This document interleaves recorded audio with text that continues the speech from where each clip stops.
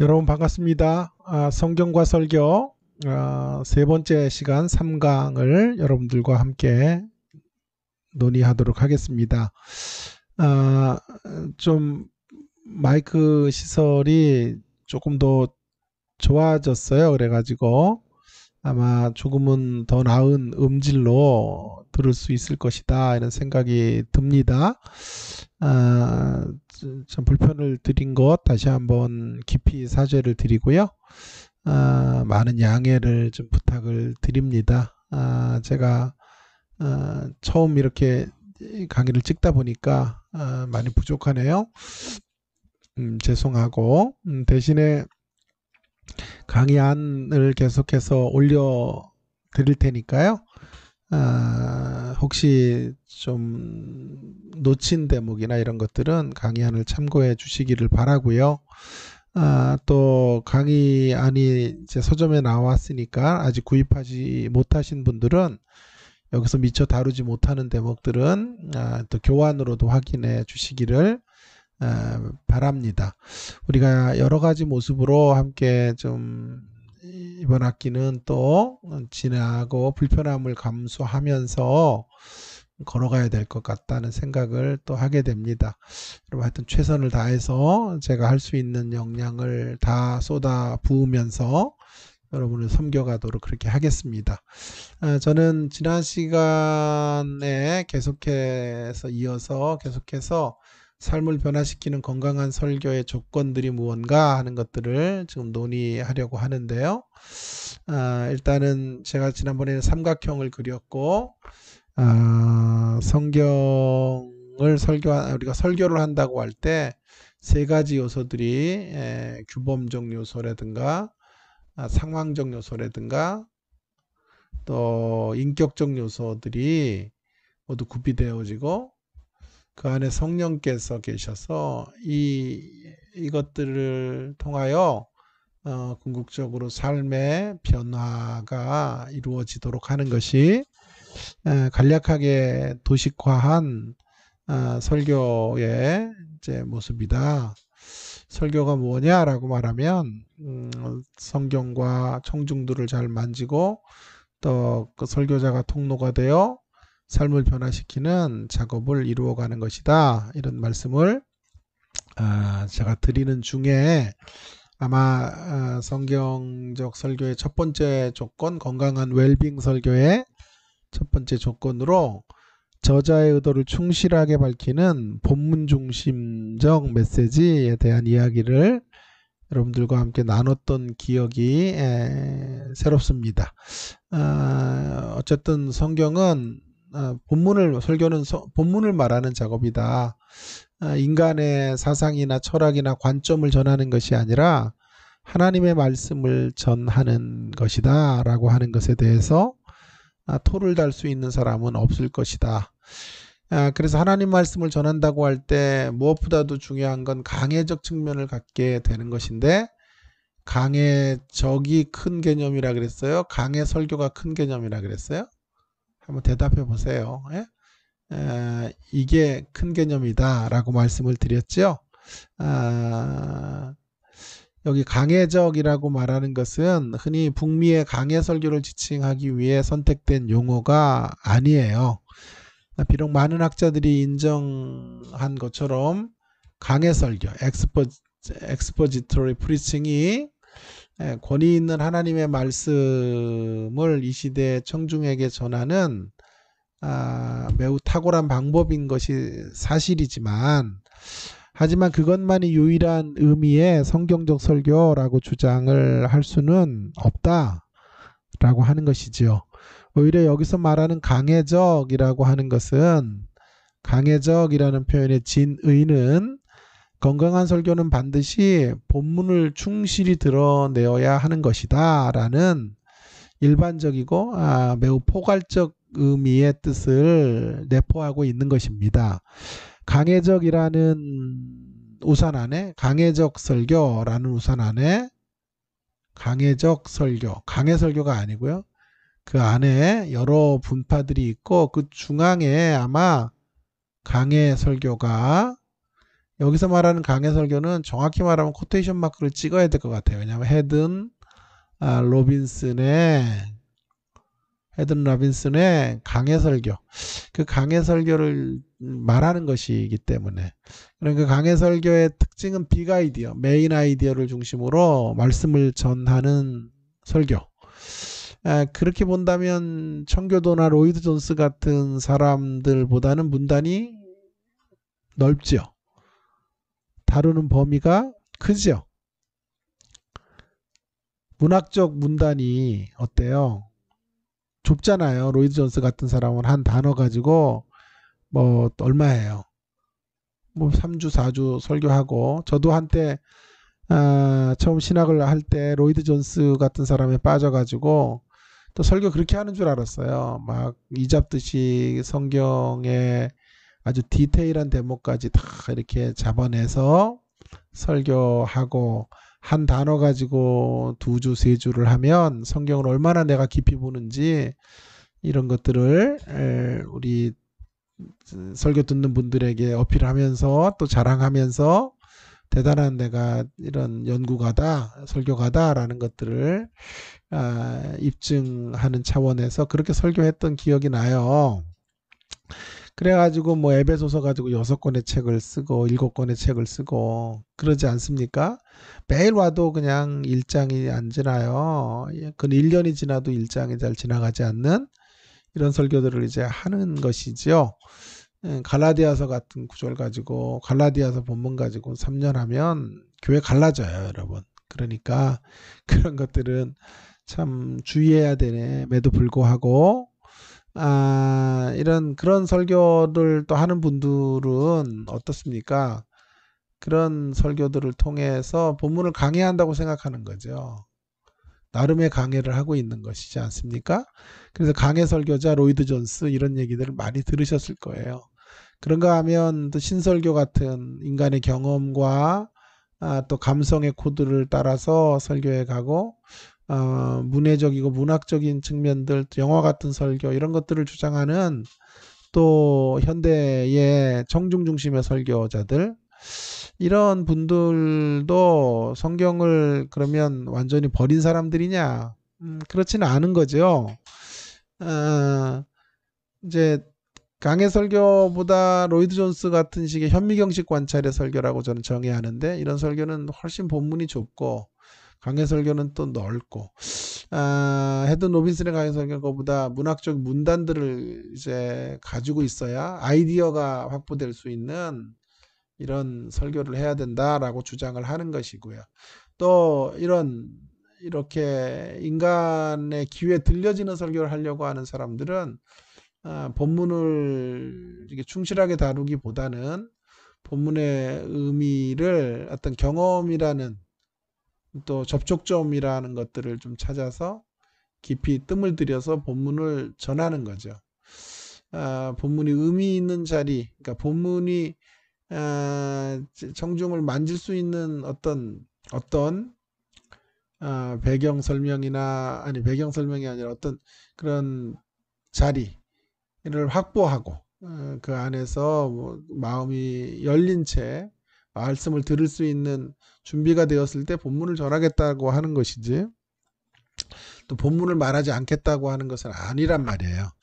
그렇게 본다면, 그래서 여기에 대표 주자 중에 하나인 크레독 같은, 저는 크레독 전공인데요. 크레독과 같은 설교학자는 그의 책 권위 없는 자처럼이라는 책에서 많은 분량을 할애해서 적어도 한 100페이지 가까이 남짓 본문을 말하는 것의 중요성에 대해서 강조하고 있는 것은 나름대로의 강해를 하고 있는 것이다 라고 하는 것이죠. 그렇기 때문에 사실은 강해 설교만이 본문을 강해하는 것이다.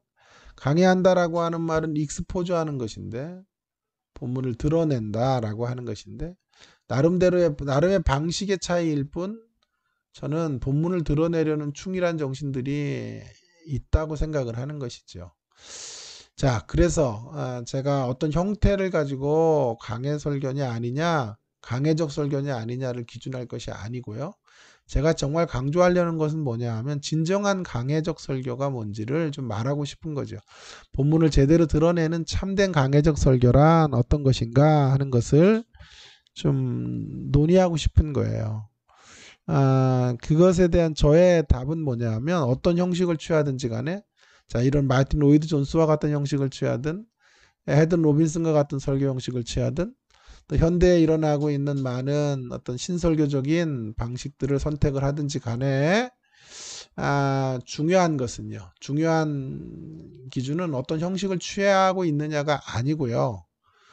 어떤 형식으로 본문을 전개하느냐 하는 것도 사실은 중요한 것이 아닌 것 같고요. 더 중요한 기준이 뭐냐 하면 과연 매 편의 설교 안에서 공동체, 교회 공동체를 세우는 대안적인 복음, 굿뉴스에 해당하는 대안적 복음을 영어로는 alternative voice라고 말하는데 대안적인 음성을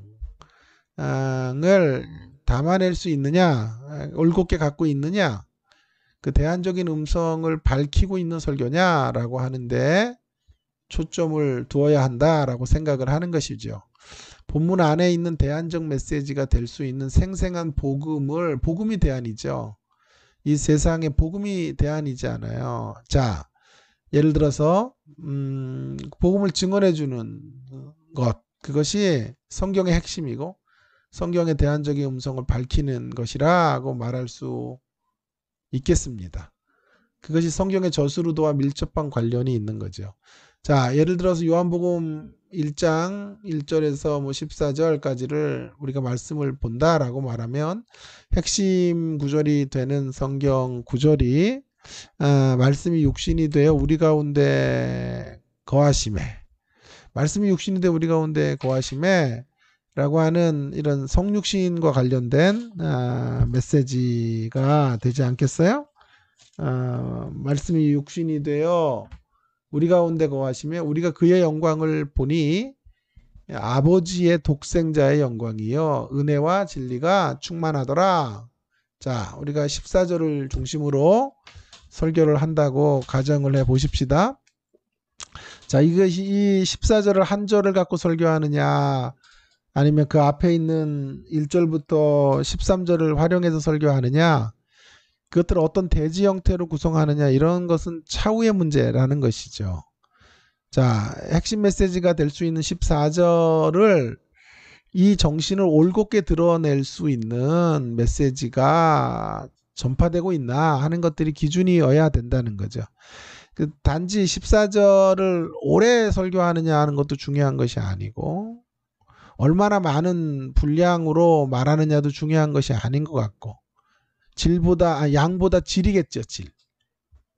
그죠? 그러니까 인간 경험을 우려서 접촉점을 찾아서 어쨌든 설교하려고 하는 사람들에게 제일 중요한 것은 이 질이에요. 질. 그래서 복음의 메시지를 전한다고 할 때 얼마나 많은 오랜 시간 동안 설교 안에서 30분 동안 본문을 이제 이것저것 다루는 것도 중요하지만 정말 임팩트 있게 다루어져야 된다라고 생각하는 것이잖아요. 많은 말을 해야 들리는 것은 아니고 들릴 수 있는 환경을 열고 마음의 문을 이렇게 오픈한 채로 메시지가 들려야 되지 않겠어요? 저는 그런 것들은 이제 부차적인 논쟁의 거리가 된다고 생각을 하고요. 제가 여기서 강조하려는 그 기준점은 뭐냐면, 자, 1장 1절부터 14절이 갖고 있는, 특별히 14절을 기점으로 하고 있는 이런 메시지가 세상을 전복할 수 있는 메시지가 되도록 해야 된다는, 대안적인 음성이 되도록 해야 된다는 거예요. 그러면 그 대안적인 음성이 되는 것이 뭘까요? 14절에는 하나님이 하늘 보좌를 버리고 인간이 되셨다는 거잖아요. 자, 여기서 저는 만약에 이런 메시지를 제가 찾았다고 생각해 보십시다. 갑질이 아니라 갑질을 이제 넘어서는 기독교 신앙. 무슨 말이냐? 기독교 신앙에는 갑질이 없다는 말이에요.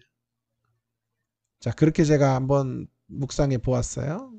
그렇다면 우리 시대의 문제는 뭐냐 하면 우리 시대의 가장 큰 문제 중에 하나가 갑질 문화죠. 지금 이 갑질 문화 속에서 얼마나 많은 이들이 자살도 하고 극단적 선택을 하며 힘들어합니까? 그죠? 갑의 자리에 있는 자들이 을을 핍박하고 도간 아니 그 기생충 같은 영화가 이렇게 우리 사회가 가지고 있는 이 아픔들을 무엇보다도 물론 갑질의 영화는 아니지만 있는 자들과 없는 자들의 이 엄청난 빈부격차들을 다루면서 있는 자들은 허세를 떨고 살고 없는 자들은 또 그 안에서 자신들의 최소한의 생존권이라도 보장받으려고 몸부림치는 가운데 서로를 향하여 담을 만들고 서로의 선을 긋고 살아가는 이런 세상들이 갑질 문화로 또 여러 가지 형태로 나타나지만 갑질 문화의 형태로 표출되어지는 것이 아닙니까? 그런 갑질 문화는 어떤 초월을 가지고 사람을 조작하거나 통제하는 거죠. 초월적 영역을 가지고 내가 남보다 더 가지고 있는 한 가지 힘이랄까 재력이랄까 지위랄까 이 모든 것들을 활용해서 상대를 무릎 꿇리고 상대를 나보다 덜 소중한 존재로 취급하거나 더 낮은 자리로 떨어뜨려 놓고 살아가려고 하는 이런 모습이 갑질 문화죠. 갑질 문화 속에 우리가 들어야 되는 대안적인 음성은 뭔가요? 말씀이 육신이 되어 우리 가운데 임하시는 진정한 하나님이 그 하나님은 초월자이시죠. 초월이죠.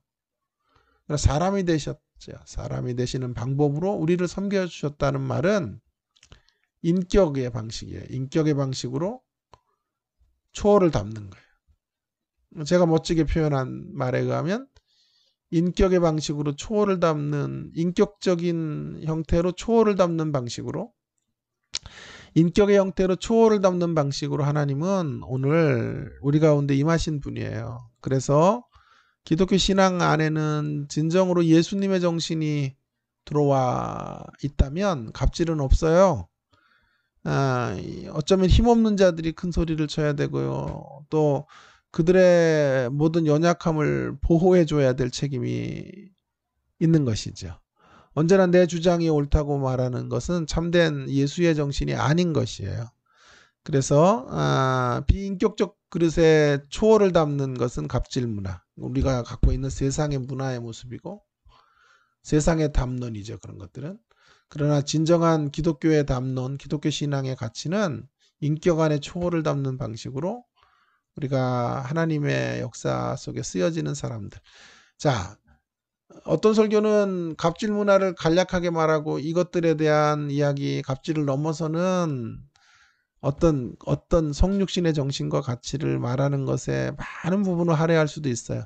그러나 갑질 문화가 곳곳에 만연되어 있는 것들을 길게 설명하고 그러나 예수의 가치는 뭐냐? 하늘을 버리시고 하늘이라고 하는 그 초월의 자리를 인격의 자리로 승화시켜는 인격의 자리로 내려오시는 인격 안에 초월을 담는 모습으로 가고 있는 이것이 복음의 정신이잖아요. 이것들을 대조시키면서 대비시키면서 강한 임팩트로 전하면 우리가 어디로 가야 할지에 대한 메시지를 더 확연하게 또 알 수도 있는 것이거든요.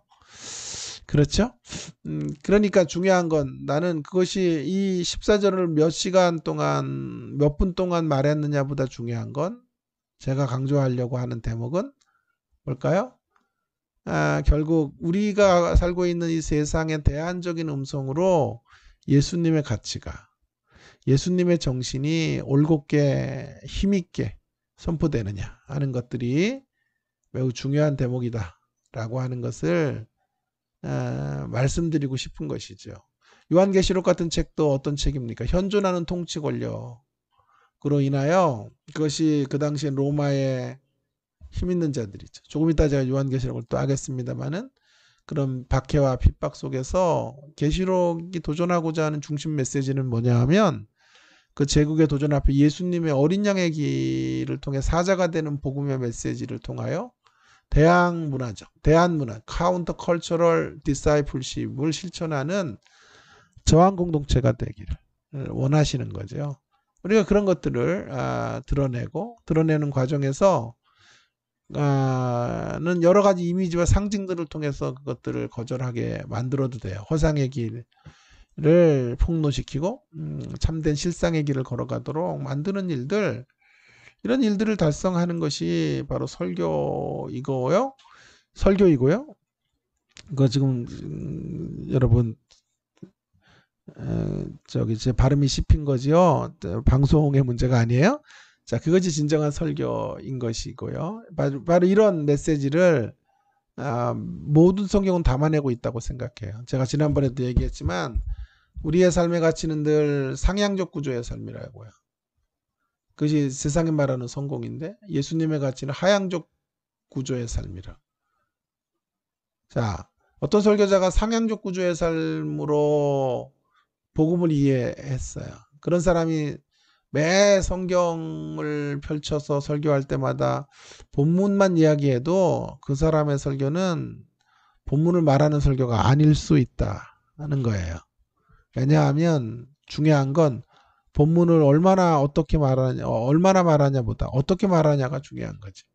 본문을 어떻게 말해야 되죠? 이런 세계를 전복하는, 소라 전복 아니라 그랬어요? 이런 세계를 뛰어넘는, 이런 세계를 업사이드 다운 시키는, 업사이드 다운의 형태로 위가 아래가 되고, 이런 가치가 아래로 내려오고 이런 가치가 위로 올라가게 하는 이와 같은 일들을 만들어갈 수 있는 설교가 진정한 설교다라고 하는 것, 본문을 말하는 것이다. 이 정도 합시다.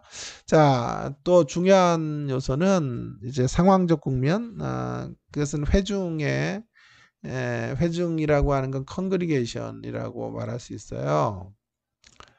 어떤 분들은 오디언스라고도 하죠. 오디언스가 클라이언트, 이제 고객이나 이렇게 해서 좀 약간 소비자 중심주의, 소비자가 왕이다 이런 개념으로 이제 전락할 수 있는 용어적 오해가 있다고 말하면서 이런 것들을 불편해하는 분들이 있기도 해요. 그냥 써도 상관은 없지만 혼용해서 저는 쓰고 있습니다만은 그래서 회중이라고 하는 건 그런 하나님의 의식과 하나님의 가치로 변화된 사람들의 공동체라고 이야기해서 이제 공동체적인 개념을 갖고 있는 단어죠. 자, 그래서 건강한 설교, 웰빙 설교라고 할 수 있는데 그것은 이제 회중을 파트너십으로 고려하는 설교가 두 번째 건강한 설교의 국면이라고 할 수 있겠어요. 전통적인 설교에서는 회중의 위치에 대하여 정당한 토론이나 토의가 사실 없었어요. 그저 원론적인 수준에서 이제 청중들을 다루다 보니까, 청중에 대한 이해를 갖다 보니까 설교라 그러면 본문 말하는 것 뭐 이렇게만 이제 생각을 했지, 청중을 고려하고 청중의 눈높이를 맞추고 뭐 이런 것들에 대한 관심이 별로 없었죠. 그래서 주로 그러다 보니까 일방식 통행, one way communication,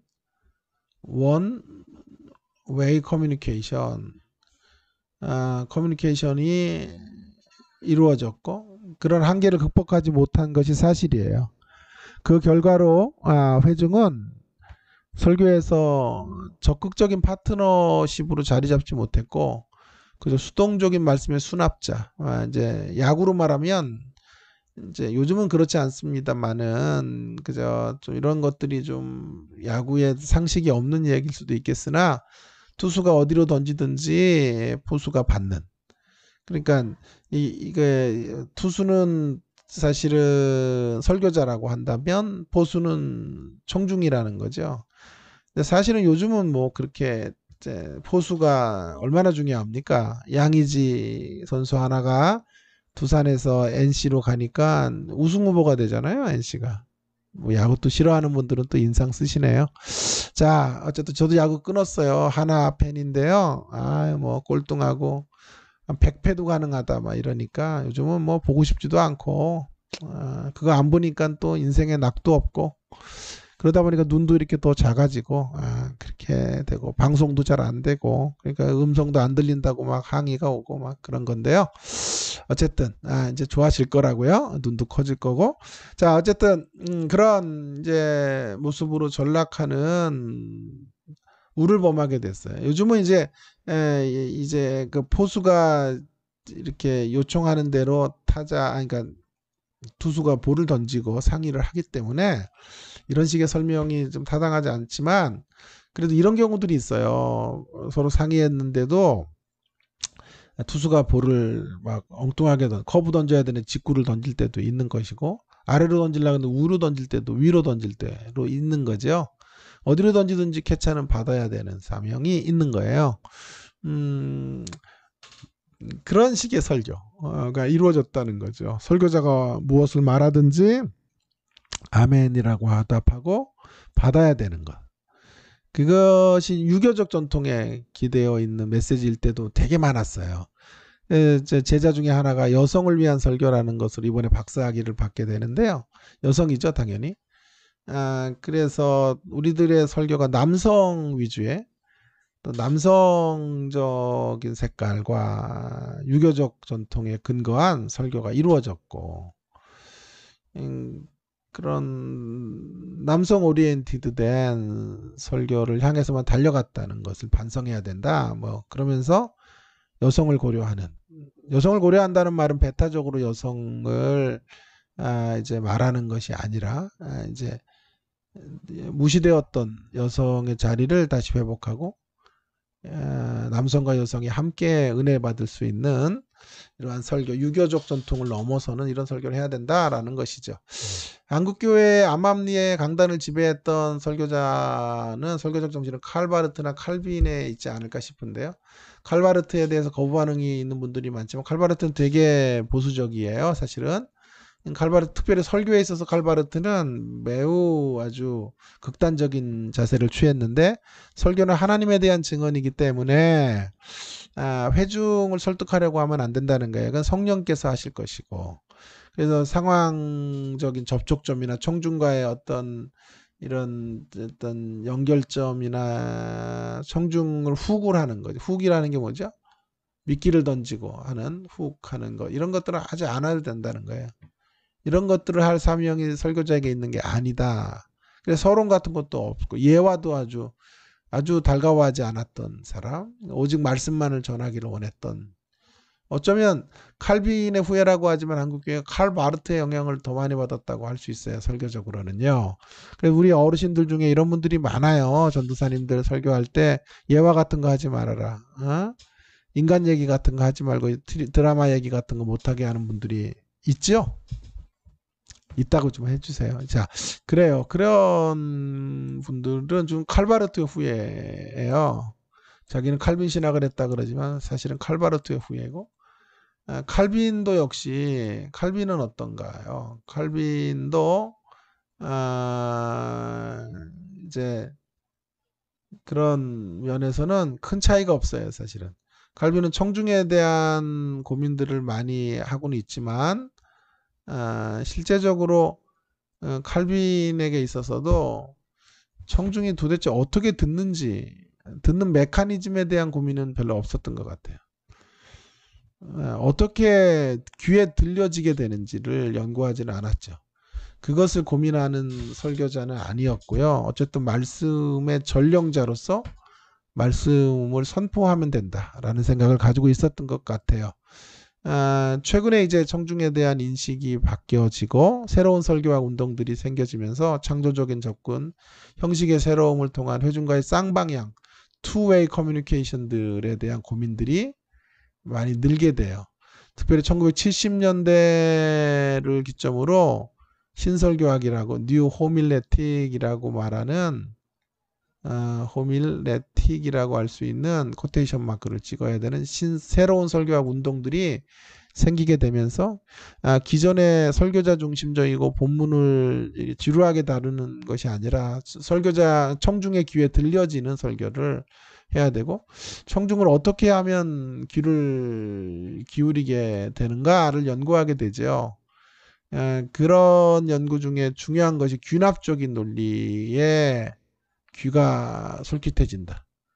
예를 들어 귀납적 논리라는 건 뭐죠? 옛날에 탐정물로 말하면 제일 좋을 것 같은데요. 그게 귀납이죠. 답을 찾는 여정이 귀를 사로잡는다는 거예요. 그러니까 답을 먼저 주고 가면 전통적 설교죠. 모든 답을 주고 예를 들어서 모든 사과는 쉽니다. 시다. 그렇게 주면 답이 이미 나온 거예요. 그리고 첫째 빨간 사과시고 노란 사과시고 파란 사과도 쉽니다. 이런 전통적 설교예요. 그런데 그렇게 가지 않고 빨간 사과 가서 먹었더니 되게 셨어요. 좀 지나가다 파란 사과 녹아주셔서 먹었더니 되게 시던데요. 근데요 하나 아셔야 되는 건 노란 사과도 안 실 것 같은데 시더라고요. 그러므로 모든 설교는 쉽니다. 이렇게 가면 귀납적인 거예요. 답을 뒤에서 찾는 거죠. 예를 들면 제일 쉽게 말하면 귀납적 논리 이런 거예요. 용각산 선전이에요. 용각산이 뭔지 아세요? 요즘도 용각산이 있어요. 쿨 용각산도 있어요. 쿨 용각산. 제가 강의하면 늘 목이 갈라지고 목이 안 좋아서 용각산을 장기 복용한 적도 있고 비싸요. 근데 용각산도 요즘은 어쨌든 그래서 또 용각산 사달라는 얘기 아니니까 또 절대 오해하거나 그러지 마세요. 여러분 그냥 얘기하는 거예요. 용각산 사 먹을 만한 여유와 형편 충분히 되고 와이프도 교수고 하니까 아무 염려 마세요. 자, 중요한 건 귀납적으로 하면 들리더라는 거예요. 답을 찾는 여정들이 들려지는 거예요. 용각산 선전은 뭐예요? 이런 거죠. 용각산 이 소리도 아니고 이 소리도 아니고 낫. 제일 쉬운 귀납적 전개는 낫 벗이에요. 아닌 것 참인 것 하면 아닌 거 아니고 참이 뭘까? 그럴 때 답을 말해주는 거지. 이런 식의 방식이 들리더라는 거예요. 그래서 설교를 이런 식으로 짜가자. 들려지는 설교를 하자라고 걸어가는 것. 그런 움직임들이 가속화된 시기 속에 우리가 서 있는 거예요. 그래서 일방적 커뮤니케이션으로는 이제 안 되고 쌍방적 커뮤니케이션으로 회중의 참여도를 높이는 회중을 설교의 건강한 파트너십으로 인정하고 같이 설교를 만들어가는 개념으로 설교하자라는 거죠. 또 한 가지는 이제 설교자의 크기. 설교자의 인격적 요소. 인격적 크기만큼 설교는 발전하는 것이죠. 그래서 필립 브룩스라는 사람은 설교란 인격을 통한 진리. 인격을 통한 진리여야 된다. 인격을 지나와야 돼요. 설교는. 그래서 성숙한 인격을 갖고 있는 사람이 설교하는 것과 미숙한 인격을 갖고 있는 사람이 설교하는 거의 차이는 어마어마할 거예요. 본문을 아무리 잘 말한다고 해도 청중을 잘 고려한다고 해도 인격적인 향기가 나지 않는 사람들에게 설교 들을 수는 없는 거예요. 그죠? 그래서 설교를 참 설교되게 하는 이 중요한 요소는 설교자의 에토스죠. 에토스. 설교자됨, 에토스가 어떠한지 하는 것들을 중요한 요소로 갖고 있어야 돼. 그래서 어떤 이는 이런 면에서 설교를 하나님이 효력을 내시는 거지만 이러한 면에서 삶을 변화시키는 설교의 도구적 원인자. 인스트루멘탈 코즈, 도구적 원인자. 우리는 직접적 원인자가 아니에요. 하나님이 직접적 원인자이시고 삶을 변화시키는 도구적 원인자로 설교자가 쓰여지게 되는 것이다. 설교자의 인격적 특징들이 그래서 매우 중요하고 설교자의 삶의 성숙도에 따라서 설교는 바뀌어지게 되는 것이고 이 모든 것들을 가능케 하는 게 성령의 역사. 그래서 성령의 역사에 대한 이야기는 인격적 부분과 함께 같이 제가 이야기를 하는 것이죠. 설교자는 소명을 지향하는 사람이고 하나님 앞에서 하나님의 음성을 내면으로 들을 수 있었던 사람. 듣고 반응한 사람이 설교자이고 그 부르심 앞에 내면 세계를 하나님 앞에 올려드려서 말씀이 내면을 장악하도록 한 사람이 설교자일 수 있다는 거죠. 설교자는 파토스를 갖고 있는 사람이죠. 정열, 영혼을 향한 열심과 그런 아버지의 심정을 가지고 전하는 것. 또 한 가지 설교자는 아까 말한 성령의 능력과 통제 아래서 설교할 수 있는. 그래서 로이드 존스 같은 사람은 설교를 이렇게 멋진 말을 했죠. 불붙은 논리. Logic in fire. 불안해서 로직이 있어야 돼. 로직은 논리인데 논리적으로 타당해야죠. 근데 불이 없으면 안 돼요. 이것은 빛과 열기라고 말할 수 있어요. 빛은 조명하는 요소, 열기는 뜨거움의 요소를 함께 갖고 있을 때 그것이 설교가 될 수 있다. 그래서 중요한 건 성령의 기름 부음을 향한 기도. 기도가 이엠 바운주의 말처럼 무엇보다도 중요하다. 결국 정리하면 네 가지, 세 가지지만 성령까지 이야기하면 네 가지의 요소가 함께 균형적으로 함께 고려될 때 그때 우리는 삶을 변화시키는 대안적인 복음, 진정한 웰빙 설교를 통하여 교회를 건강하게 만드는 그런 말씀의 사역을 가능케 할 수 있겠다라고 하는 것이 제가 강조하고자 하는 건강한 설교의 조건들이라고 말할 수 있겠습니다.